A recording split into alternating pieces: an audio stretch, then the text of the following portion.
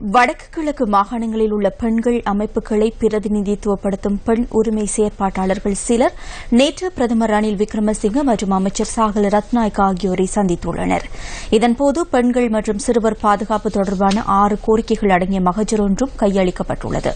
இந்த சந்திப்பின் பின்னர் பெண் உரிமை செயற்பாட்டாளர்களில் ஊடகவியலாளர் சந்திப்பு ஒன்றும் கொழும்பில் நேற்று இடம்பெற்றது.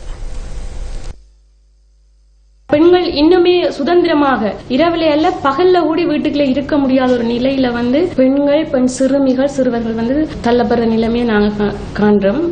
அதிகமாக வடக்கு பகுதிகளில் பார்த்தா பாடசாலை மாணவிகள் குறிப்பாக குறிவைக்கப்படுறதை நாங்க அநேகமாக அங்க பார்த்திருக்கிறோம். பாதிக்கப்பட்ட நபர்கள் எப்பயும் தொடர்ச்சியாக உட ரீதியாக சமூக ரீதியாக பாதிக்கப்பட்டு கொண்டு போற தன்மைதான் காணப்படுதே ஒழிய பாதிப்பை ஏற்படுத்தின நபருக்கு சரியான ஒரு தண்டனை கிடைக்கப்படாத பட்சத்தில் நல்ல வாய்ப்பாக இருக்கிறதால அவர் மேலும் சில பாதிப்புகளை பல இடங்களில் செய்து கொண்டு போற சந்தர்ப்பத்தை நாங்க காணக்கூடிய மாதிரி கால தாமதங்களை நீட்டி கொண்டு போறதால குற்றவாளிகள் தப்பிக்கொள்றது ஒன்று நடக்கிறது. அதே நேரம் இருக்கின்ற தடயங்கள் அழிக்க செய்யப்படுகின்றது.